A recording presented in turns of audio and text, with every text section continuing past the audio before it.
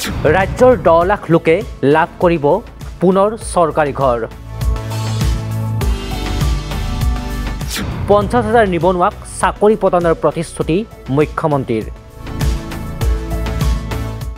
লাখপতি বাইদেউ হ'ব মিলিয়নাৰ বাইদেউ। ৰাজ্যৰ লাখ লাখ নিবনুৱালৈ পুনৰ ভাল খবৰ, কিয়নো চলিত বৰ্ষতে 50,000 নিবনুৱাক দিয়া হ'ব নিযুক্তি। সম্পূৰ্ণ স্বচ্ছতাৰে 50,000 নিবনুৱাক চাকৰি প্ৰদানৰ প্ৰতিশ্ৰুতি মুখ্যমন্ত্ৰী ডক্টৰ হিমন্ত বিশ্ব শৰ্মাৰ। 1,25,000 নিযুক্তিৰ পিছত এই বছৰটোতে আৰু 50,000 নিযুক্তি স্বচ্ছতাৰে আমি প্ৰদান কৰাৰ বাবে প্ৰতিশ্ৰুতিবদ্ধ আৰু 2025 চনৰ ভিতৰতে আমি সেই নতুন কীৰ্তিমান স্থাপন কৰিম। যিসকলে চৰকাৰী চাকৰিৰ পৰিৱৰ্তে উদ্যোগীকৰণ আৰু আত্মনিৰ্ভৰশীলতাক আদৰি লৈছে, তেওঁলোকৰ বাবে 2 লাখ টকাকৈ ঋণ আৰু সাহায্যৰে আমি 2 লাখ যুৱকক আত্মনিৰ্ভৰ অসমৰ পথ প্ৰদৰ্শক হিচাপে নিৰ্মাণ কৰিব বিচাৰিছোঁ। সমান্তৰালকৈ মহিলাসকলৰ বাবেও কঢ়িয়াই আনিছে আশাৰ ৰেঙনি। উদ্যমিত আঁচনিৰ অধীনত মহিলাসকলে লাভ কৰিব 10,000কৈ টকা।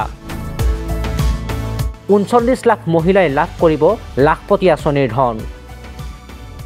উদ্যমিতা অসমৰ 30 লাখ মহিলাক লাখপতি বা আমি তেওঁলোকক লাখপতিতকৈ আগুৱাই গৈ মিলিয়নাৰ বাইদেউ হিচাপে নিৰ্মাণ কৰাৰ এক সুচিন্তিত পৰিকল্পনাৰে আগবাঢ়িছোঁ।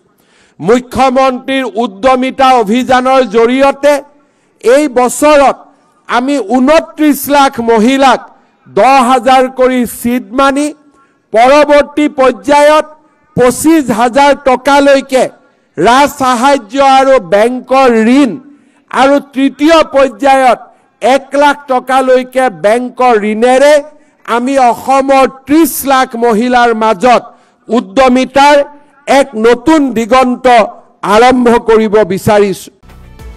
আনফালে চৰকাৰী কৰ্মচাৰীসকলৰ বাবেও দিলে সুখৰ বতৰা।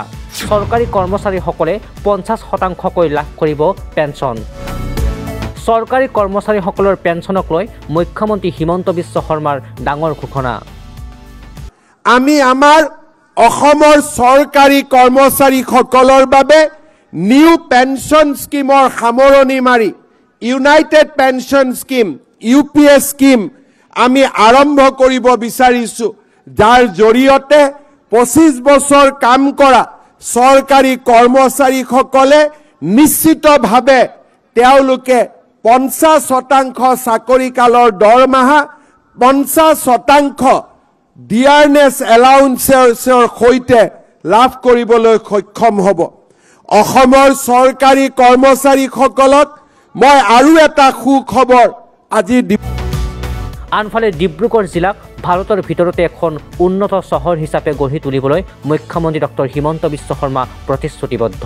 ডিব্ৰুগড় চহৰৰ বৰ্ধিত গুৰুত্বৰ প্ৰতি লক্ষ্য ৰাখি আমাৰ ৰাজ্য চৰকাৰে ডিব্ৰুগড় চহৰখনক ইতিমধ্যে দ্বিতীয় পৌৰ নিগম হিচাপে আমাৰ ৰাজ্যৰ দ্বিতীয় পৌৰ নিগম হিচাপে ঘোষণা কৰিছিলে।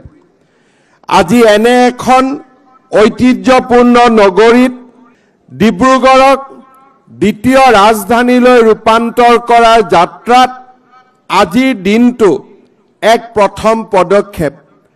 2027 চনৰ পৰা ডিব্ৰুগড়ত অসম বিধানসভাৰ একোখনকৈ অধিৱেশন প্ৰতি বছৰে অনুষ্ঠিত হ'ব আৰু অহা বছৰ 25 জানুৱাৰী দিনটোত ডিব্ৰুগড়ত অসম বিধানসভাৰ স্থায়ী ভৱনৰ নিৰ্মাণৰ কামো আমি আৰম্ভ কৰিবলৈ প্ৰতিশ্ৰুতিবদ্ধ।